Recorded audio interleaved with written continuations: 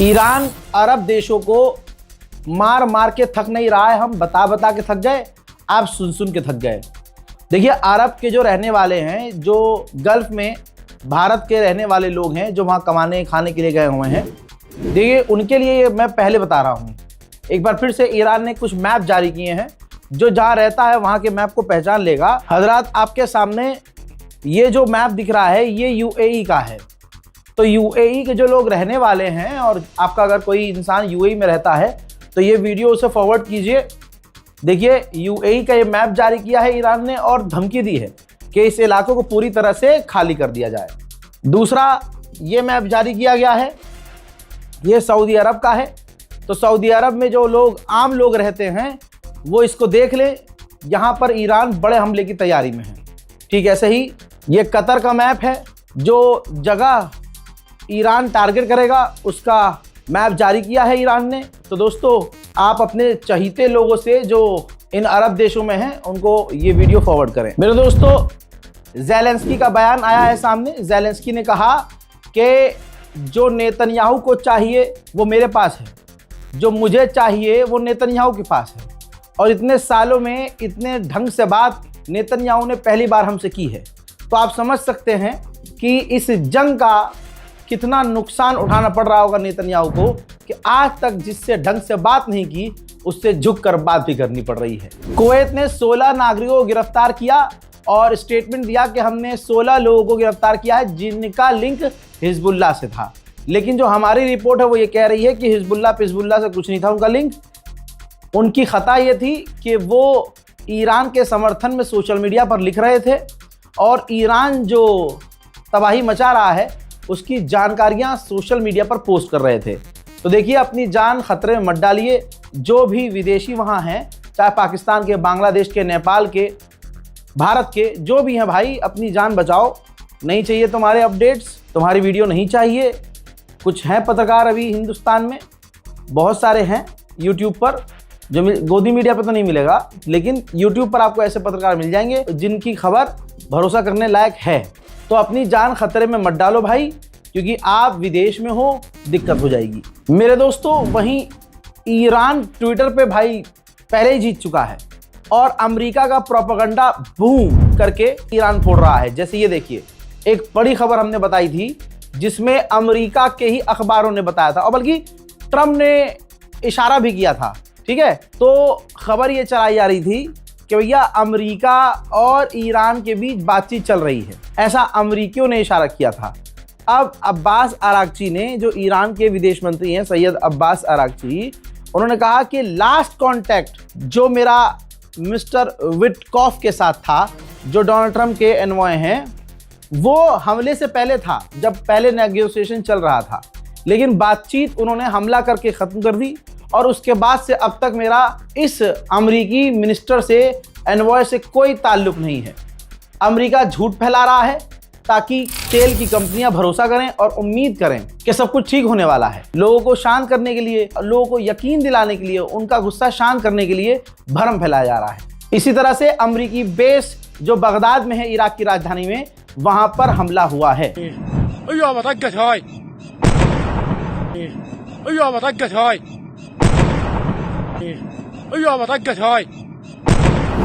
हजरात, अब तक जो हम सिर्फ वीडियो गेम में देखते थे, ऐसे सी रैम एयर डिफेंस सिस्टम पहली बार देखने को मिल रहे हैं इराक के अंदर। इराक के ऊपर जो अमरीकी बेस है, वहां जब हमले हो रहे हैं तो सी रैम से अमरीका उसे मार गिराने की कोशिश कर रहा है।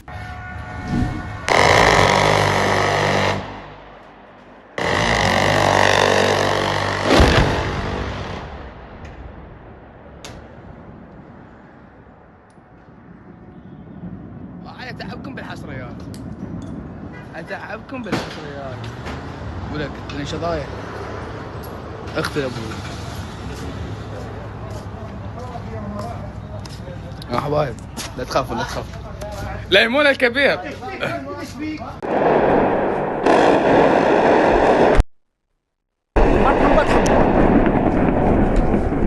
وقعت فوق بالبناية، يمكن وقعت. ايوه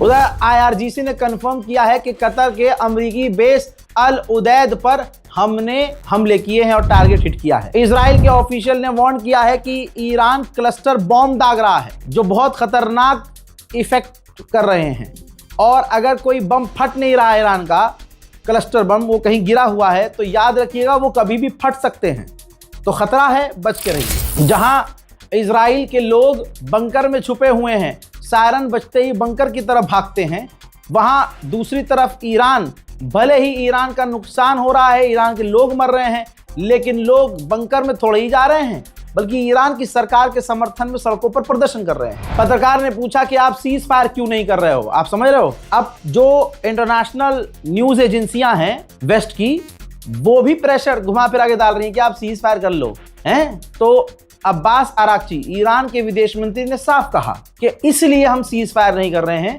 ताकि हम उनको सबक सिखा सकें, ताकि भविष्य में ये गलती दोबारा करने से पहले 100 मरतबा सोचें। اینکه ما میگوییم آتش بس نمیخواهیم نه به این دلیل که دنبال جنگ هستیم، به این دلیل که این بار این جنگ باید به شکلی تمام بشود که دشمنان ما دیگر هرگز به فکر تکرار این حملات و این تجاوز نیفتند و من فکر میکنم تا همین الان هم درس خوبی فرا گرفتند، فهمیدند که با چه ملتی طرف هستند که در دفاع از خودش هیچ تردیدی نمیکنه و آمادگی داره که جنگ رو تا هر کجا که هست ادامه بده। फिनलैंड के राष्ट्रपति की डोनाल्ड ट्रंप की धमकी से हवा निकल गई है। उन्होंने एक बयान में कहा है कि नेटो को जो धमकी दे रहा है डोनाल्ड ट्रंप, तो ट्रंप की धमकी को सीरियस लेना चाहिए।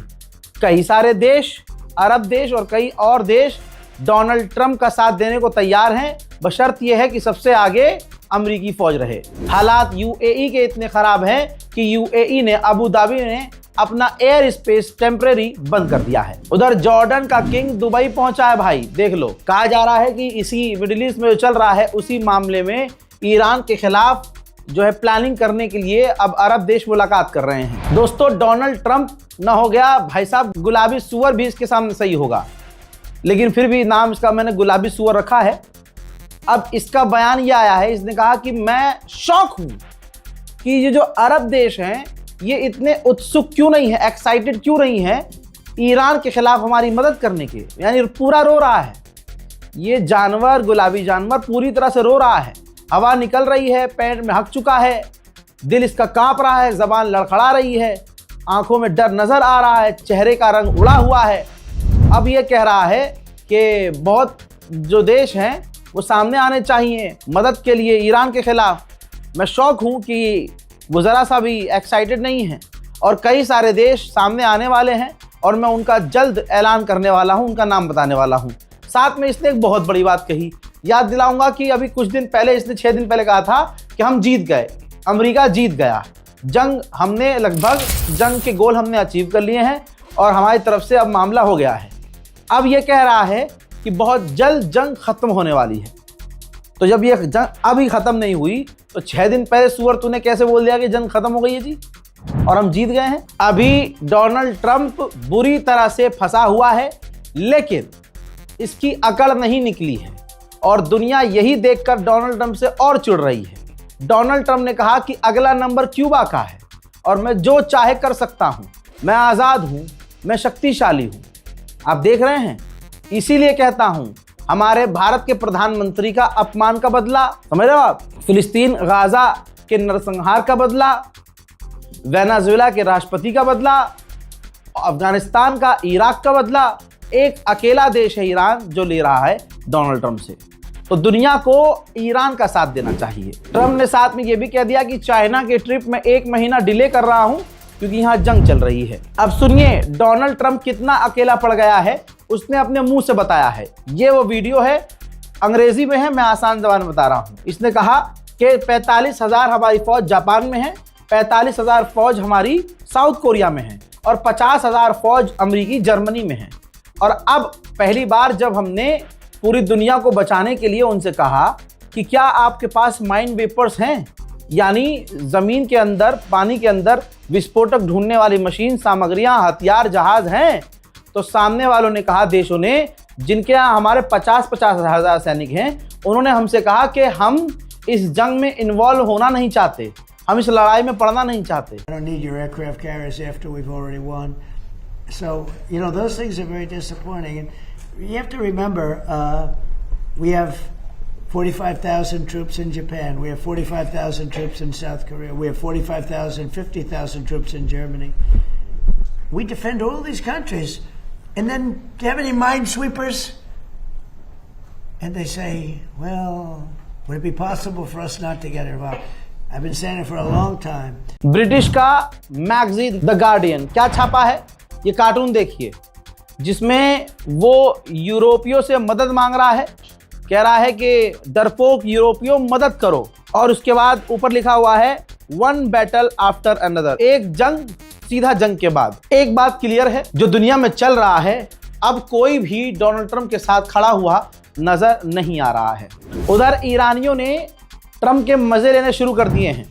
एक आम आदमी है वहां, देखिए, उसने एक वीडियो बनाया जिसमें लाखों ईरानी लोग सड़कों पर हैं, और यकीन मानिए 24 घंटे ईरान की जनता सड़कों पर प्रदर्शन कर रही है सरकार के सपोर्ट में और हिम्मत दे रही है गवर्नमेंट को। तो ये बंदा वीडियो बनाता है और वीडियो बना के पूछता है, हे ट्रंप, क्या तुम्हें लगता है कि ये एआई है?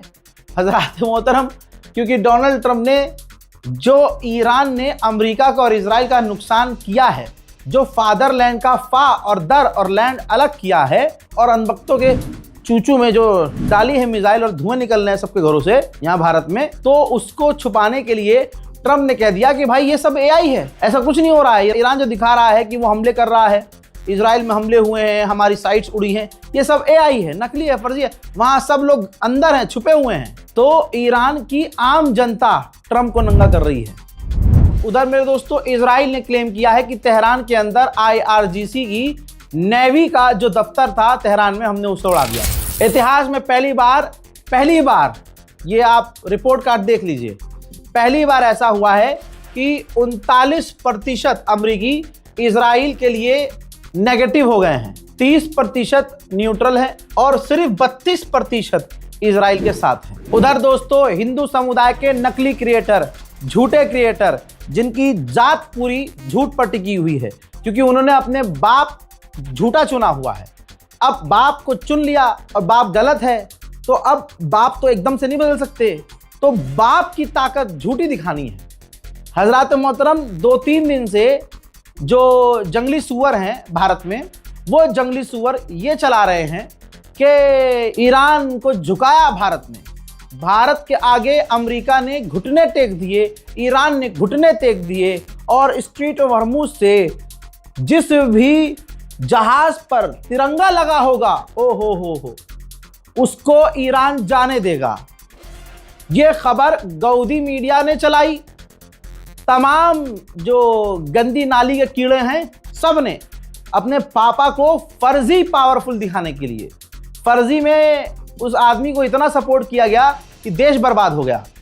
अब मोदी पापा की वजह से देखो स्ट्रेट ऑफ हॉर्मुज में भारत की ताकत देखो। अजी कद्दू, तुम्हारे बाप की ताकत, असलियत क्या है खुद मोदी जी ने खोल दी है।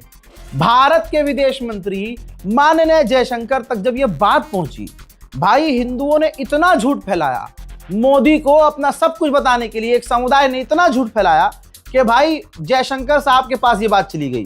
तो माननीय जयशंकर ने बोला कि भारतीय झंडे वाले जहाज़ों को निकालने के लिए कोई डील ईरान से नहीं हुई है। तो जो भी हिंदू अंधभक्त गोबर खाकर नशे में ये वीडियो बनाए और कमेंट करे कि देखो भारत का जलवा, भारत का झंडा जिस जहाज पे लगेगा उसे ईरान रोकेगा नहीं, ऐसी कोई डील ईरान से नहीं हुई है, माननीय जयशंकर ने खुद क्लियर कर दिया है। और याद रखिएगा, भारत के अंदर जो तेल और गैस आने दे रहा है ईरान, वो भारत के लोगों की वजह से, भारत, और वो भी लोगों में कौन? भारत के मुसलमान, क्योंकि तुम्हारे पापा ने अभी तक ईरान के सुप्रीम लीडर की शहादत पर अभी एक भी पोस्ट नहीं किया। जब चारों तरफ से जलील हुए तो मिस्री साहब को मोदी सरकार ने भेज दिया कॉन्डोलेंस के लिए। जब सब कुछ हो गया, तेल की कमी होने लगी, गैस की किल्लत होने लगी, तब मोदी में इतना दम नहीं हुआ क्योंकि मुंह ही नहीं था भाई कि अब क्या भाई, 10 दिन हो गए शहादत को, तुमने कुछ नहीं लिखा। अब जब देखा कि भाई चारों तरफ से हम फंस रहे हैं, तो भाई विक्रम मिश्री साहब को हमेशा की तरह आगे कर दिया कि जाओ भाई तुम झूठ मूठ जो है कंडोलेंस दे के आओ, दुख जता के आओ। तो गवर्नमेंट की तरफ से तो गए, इधर से हिंदुओं को खुश कर रहे थे, ये दिखा के देखो हम तो सपोर्ट नहीं करते ईरान को, उनका सुप्रीम लीडर मारा गया, हमने कुछ किया ही नहीं। जब देखा हो रहे तेल बंद हो जाएगा, गैस बंद हो जाएगी, तो फौरन धक्का देके मिश्री जी को आगे कर दिया। ठीक, अब इसके बाद क्या हुआ, गवर्नमेंट किसी देश की बेवकूफ तो होती नहीं है, और ईरान की तो बिल्कुल नहीं है, मानना पड़ेगा अब तुम्हें। तो ईरान के जो विदेश मंत्री हैं, और खासकर ये आदमी जो ईरान के सुप्रीम लीडर आयतुल्लाह खामनाई के रिप्रेजेंटेटिव हैं इंडिया में, इनका भी बयान आया है, और ईरान के विदेश मंत्री का भी बयान आ गया, और शुक्रिया अदा किया कि भारत के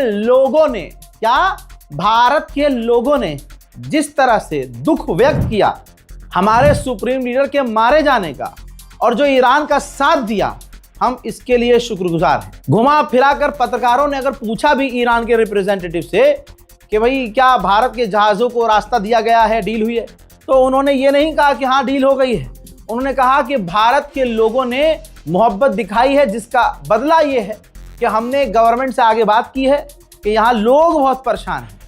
याद रखिएगा, सरकार लोगों को रिप्रेजेंट नहीं करती है, जनता सरकार को रिप्रेजेंट करती है। तो वहीं ईरान ने कई जगह क्लियर कर दिया कि हम लोगों का शुक्रिया अदा करते हैं, सरकार का शुक्रिया नहीं अदा किया है, लोगों का शुक्रिया अदा किया है। अब देखिए, ईरान कभी भी अपने दोस्तों को धोखा नहीं देता।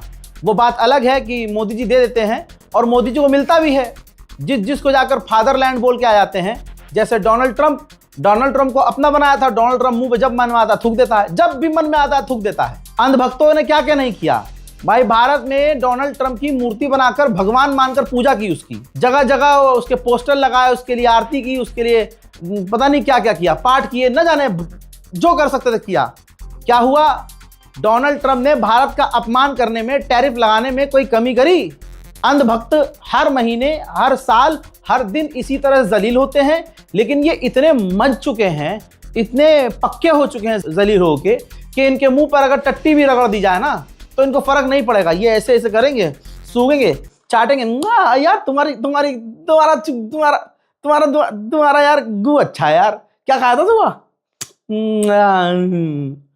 ये इतने गंदे हैं, इनको जिल्लत का कोई फर्क ही नहीं पड़ता, और जलालत सिर्फ नहीं, ढीठ इतने हैं कि फिर उसके बाद भी झूठ पर झूठ बोलते रहेंगे।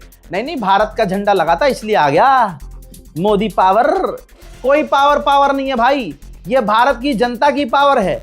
भारत के हिंदू समुदाय के बड़े बड़े क्रिएटर्स और बड़े बड़े लोगों ने, समझदार लोगों ने ईरान के सुप्रीम लीडर को सपोर्ट किया और कहा कि अमेरिका ने गलत किया। भाई तुम्हारा बाप डरता है कि वो 1-2 कॉल कर देगा, टैरिफ लगा देगा तो गू निकल जाएगा हमारा। ईरान नहीं डरता। तो ईरान की गवर्नमेंट ने साफ कहा है, बल्कि ईरान के एम्बेसडर जो भारत में, उन्होंने क्या कहा सुनिए। भारत की गवर्नमेंट की बात नहीं कर रहे हैं, वो बात कर रहे हैं जनता की। जनता के लिए शुक्रिया अदा किया है, और जनता में भी उन्होंने मुसलमान नहीं आगे किया, उन्होंने सबको लिया। पता उन्हें भी है कि कौन सा समुदाय, कौन से धर्म के लोग इजराइल के साथ खड़े हैं। सुनिए। मैं अपनी गुफ्तगू के आखिर में हिंदुस्तान के अवाम का शुक्रिया अदा करना चाहूँगा कि जिन्होंने हमारे रहबर शहीद की शहादत पर जिस तरीके से कंडोलेंसेस किए और जिस तरीके से ताज़ियतें भेजी उन्होंने, मैं उन सब का शुक्रगुजार हूँ। आपकी इतनी हमदर्दियाँ और आपके ऐसे मैसेजेस और पैगामात इस बात की निशानदेही करते हैं कि हिंदुस्तान और ईरान के बीच में जिस तरह के तारीख़ी और जिस तरह के तहजीबी रिश्ते रहे हैं वो कितने गहरे हो सकते हैं, इसका अंदाज़ा यहाँ के अवाम के जज्बात और आपके जज्बात से लगाया जा सकता है। امیدوارم با تلاش و همبستگی ملت‌های آزاده جهان روزی فرا رسد که مردم فلسطین در سرزمین خود در صلح و امنیت و آزادی زندگی کنند و عدالت برای همه مظلومان جهان अब रुक जाइए, सारी दुनिया जानती है। और अरब का मीडिया क्या दिखा रहा है, ये देखिए, अल जजीरा दिखा रहा है पूरी तरह से नंगा कर रहा है कि ये मोदी सरकार और ये जो आदमी है मोदी, इसने यहूदियों को बिल्कुल अपने जैसा बताया और हिंदुत्व को यहूदी जैसा बताया। और यही भारत जो सबसे पहले फिलिस्तीन के साथ खड़ा हुआ, यही भारत जिसने चौड़े होकर हमेशा से फिलिस्तीन को रिकॉग्नाइज किया, मान्यता दी और इंटरनेशनल प्लेटफॉर्म पर फिलिस्तीन का साथ दिया।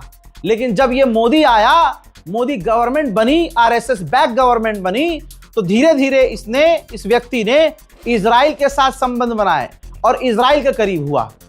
यह अल जजीरा दिखा रहा है दोस्तों, स्पेशल वीडियो है, तो तमाम अरबों तक ये बात पहुंचनी चाहिए, क्योंकि जब ये पहुंचते हैं वहां तो अरब के अंदर जाकर छाती से छाती मिलाकर आते हैं। इस तरह की हंसी वसी वाले मीम भी आते हैं आपके सामने। तो दुनिया को पता, भाई मैं नहीं कह रहा हूं, अल जजीरा खुद दुनिया को दिखा रहा है कि ये है भारत के प्रधानमंत्री। और ऐसे खतरनाक टाइम पर अरब में ये वीडियो चल रही है जिस टाइम जंग चल रही है, और इसके बावजूद अगर कोई हिंदू उछल कर सामने आता है और कहता है देखा मोदी पावर, तो याद रखना ईरान की सब पर नजर है और मोदी सरकार की तुम जैसों पर नजर है, क्योंकि मोदी सरकार को पता है कि गलती हुई है, लेकिन क्योंकि चुनाव जीतना है तो वो ऐसा कोई काम करेंगे नहीं जिससे तुम नाराज हो जाओ और वोट देना बंद कर दो।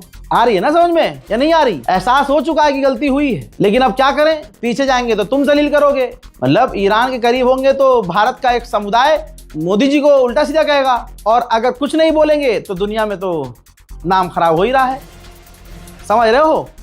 भारत और ईरान का रिश्ता 2000 से 3000 साल पुराना है। कभी चैट जीपीटी इस्तेमाल कर लेना।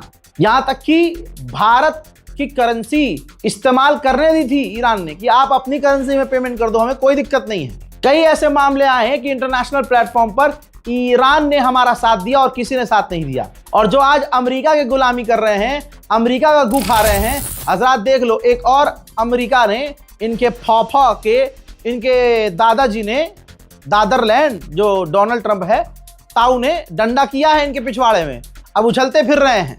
ये देख लो, USCIRF की अमेरिका की अधिकारी, अमेरिकी गवर्नमेंट की रिपोर्ट है जिसमें बताया है, अंधभक्तों की औकात दिखाई है ताऊ ने उनके, कहा है कि धर्म के आधार पर ये गवर्नमेंट और आरएसएस भारत में आतंकवाद फैला रहे हैं और नरसंहार की तैयारी कर रहे हैं। भाई लंबी चौड़ी रिपोर्ट पेश की, जिसके बाद मोदी सरकार बौखला गई और हमेशा की तरह, हर साल की तरह इस रिपोर्ट को खारिज कर दिया। और अरब बढ़िया करके अब मोदी जी का चेहरा दुनिया को दिखा रहा है। और अभी भी अगर कोई खड़ा होकर कहे कि नहीं नहीं, जहाज तो मोदी जी की दम पे आ रहा है, तो कहने वालों ने तो यह भी कहा था कि मोदी जी एक फोन कर देंगे, जंग रुक जाएगी। मोदी जी 3 से 4 बार बात कर चुके हैं, जंग छोड़ो, ईरान परमिशन दे रहा है तो जहाज आ रहे हैं। बहरहाल इस रिपोर्ट को शेयर कीजिए, दुआओं में याद रखिए, चैनल को सब्सक्राइब कीजिए। जय हिंद।